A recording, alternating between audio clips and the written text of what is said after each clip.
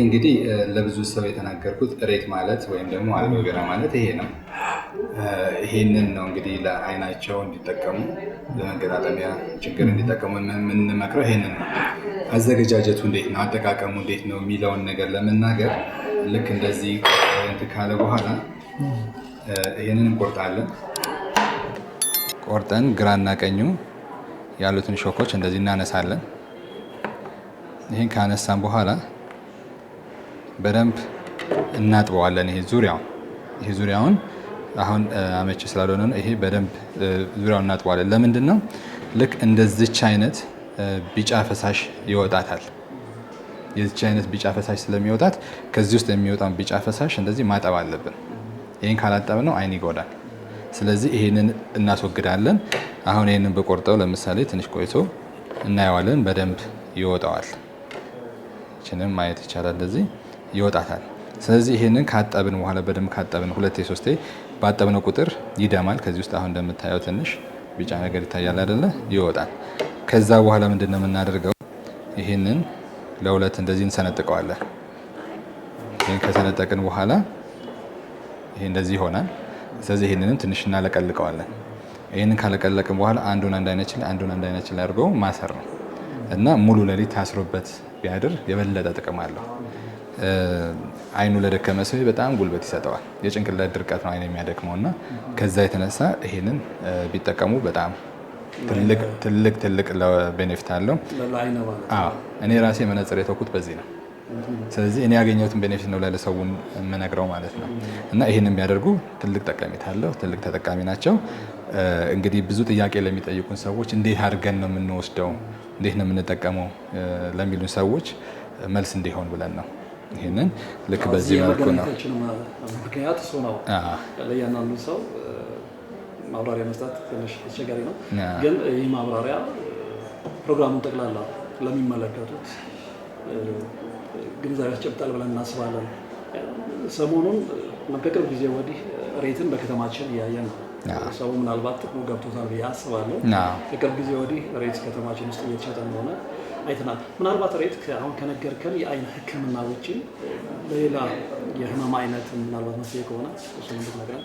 አሁን ለምሳሌ ማንኛውም የመገጣጠሚያ ችግር ያለበት ሰው፣ ጉልበቱ ላይ ያለበት ሰው ይሄንን ቆርጦ ቆዳ ላይ ከሆነ ማጠብ አያስፈልገውም። ይሄንን ቆርጦ ማለቅለቅ ምንም አያስፈልግም። እቺን በአንድ በኩል ብቻ እቺኛን ገፎ ጥሎ ይሄኛውን እዛች ቦታ ላይ እንደዚህ አድርጎ ማሰር። እዚህ ላይ ከሆነ እዚህ ላይ፣ ጉልበት ላይ ከሆነ ጉልበት ላይ፣ መገጣጠሚያ ላይ ማሰር። እንደሚታየው እንደዚህ ነው። ምንም የሚጎዳ ሌላ ነገር የለውም። ይሄንን መቀባት ነው። ያንን በጨርቅ ነው የሚታሰረው። እኛ እንደዚህ እንቀበዋለን ምንለዋለን፣ ችግር የለም።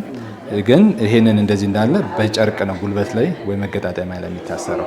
ህመም የመቀነስ ማለት ምክንያቱም ወደ ጉልበት ሰርስሮ የመግባት ፓወር ስላለው ያንን እንትን የምንጠቀመው ይሄ ጉልበታቸው ውስጥ ድረስ ገብቶ መቅኔ መሙላት ኃይል አለው።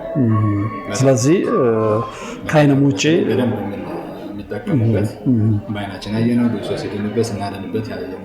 እቺ የምትታይ ከሆነ እንግዲህ ሬት ብለን በጣም የምንላት ወይም ደግሞ አሎይን የምትባለዋ እቺ መራራዋም የምትሸተዋም ይቺ ነች እንጂ እቺ ቢጫ ጠብታ እንግዲህ እዚህ ጋር ፊት ለፊት ትታያለች። ይቺ ነች እና እሷ ወደ ውስጥ ኮንሱም ማድረግ አንችልም። ጉበትም ሊነካ ይችላል። ከዛ ውጪ ምንድነው ሬትን ውሃ ውስጥ አድርጎ መጠጣት ለሚፈልግ ሰው ይቺን ሬቷን እንትኗን ጄሏን ምንድነው የምናደርገው? እንደዚህ እናወጣታለን። ስናወጣት እንደዚህ እንግዲህ ንጹህ ጄል ነው የምናገኘው። ስለዚህ ይሄንን አሁን በውሃ አጥበ ነው ብንቀምተው ውሃ ነው የሚለው። ስለዚህ አንድ ሰው ይሄንን እንደዚህ አጥቦ በደንብ የታሸገ ውሃ ውስጥ ከቶ አሳድሮ ጠዋት ላይ ቢጠጣው እንዳለ ውሃው ጄል ነው የሚሆነው። የዚህን ጄል ይወስዳል። ስለዚህ ወደ ውስጥ ለመጠጣት የመገጣጠሚያ አንዳንድ ችግር ያለባቸው ሰዎች፣ የውስጥ ድርቀት ያለባቸው ሰዎች እንደዚህ አድርገው መውሰድ ይችላሉ። ምንም የለውም፣ ከታጠበ ምንም ነገር የለውም። ይቺ አሎይን የምትባለዋ በቆዳውና በስጋው መካከል ባክቴሪያ እንዳይገባ የምትከላከል ነች። መቼ ነው ወደ ስጋው የምትገባው? ይሄኛው ተቆርጦ ከ4 እና ከ5 ቀን በላይ ከሆነ ዲሃይድሬት ሲያደርግ ወይ ደግሞ ምግብ ሲፈልግ ወደ ውስጥ ትገባለች። የዛኔ ይሄን መብላት አንችልም። ከዛ በፊት ግን ትኩስ ከተቆረጠ ግን ቆርጠን ይቺ እንጀራን አጥበን ብንቀምሰው ውሃ ነው የሚለው ምንም አይነት እግረ መንገድ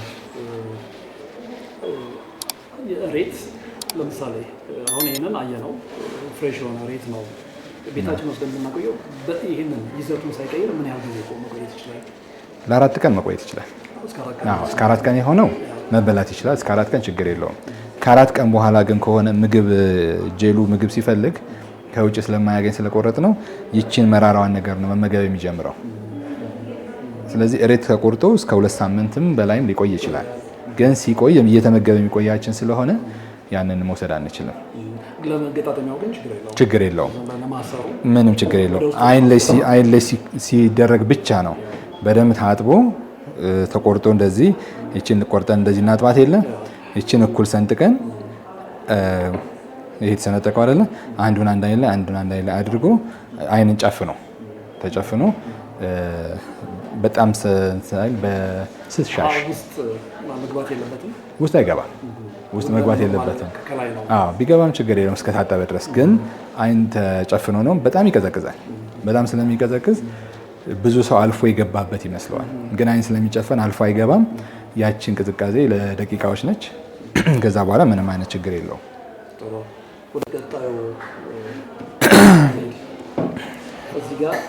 እንግዲህ ባለፈው ስናገር ብዙ ሰው የዝንጅብልን አጠቃቀም ወይ ደግሞ ዝንጅብል እንዴት እንደሆነ ብዙ ሰው አልገባውም። እንግዲህ ዝንጅብል በፓውደር መልክ አለ።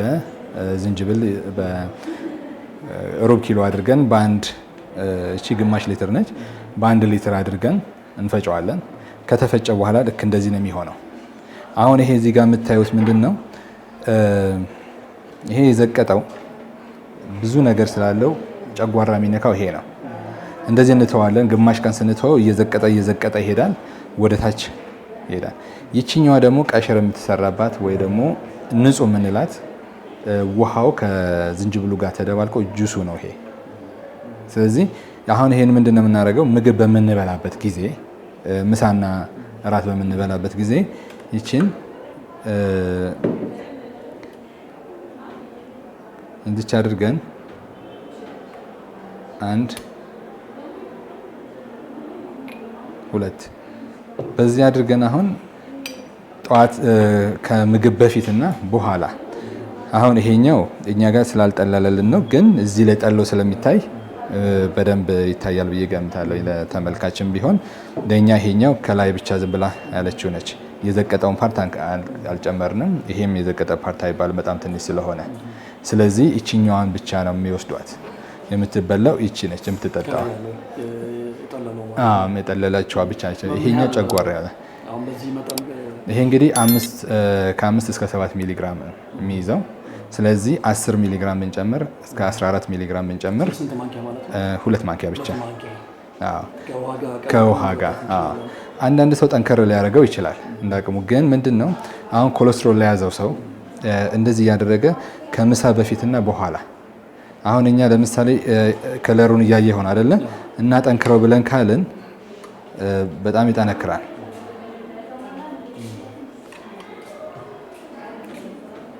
አሁን በዚህ መልክ ስነ ከለሩ የሚቀየራል።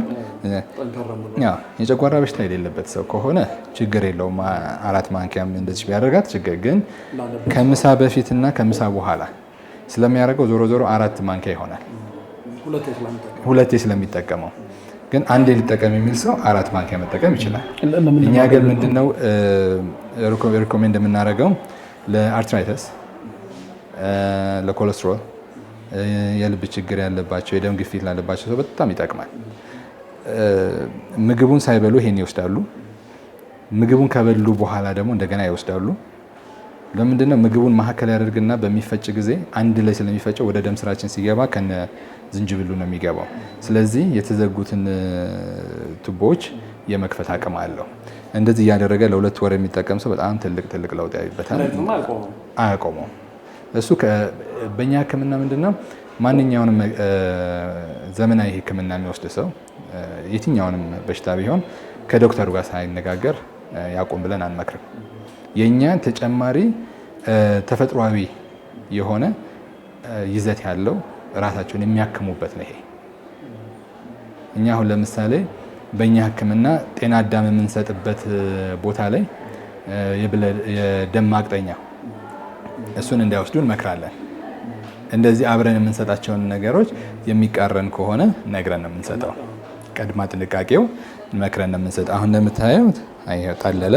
ስለዚህ ያንን ነው መውሰድ የሚቻለው እና ይሄ በተለይ ኮሌስትሮል ላለባችሁ ሰዎች በጣም የሚጠቅም ነገር ነው።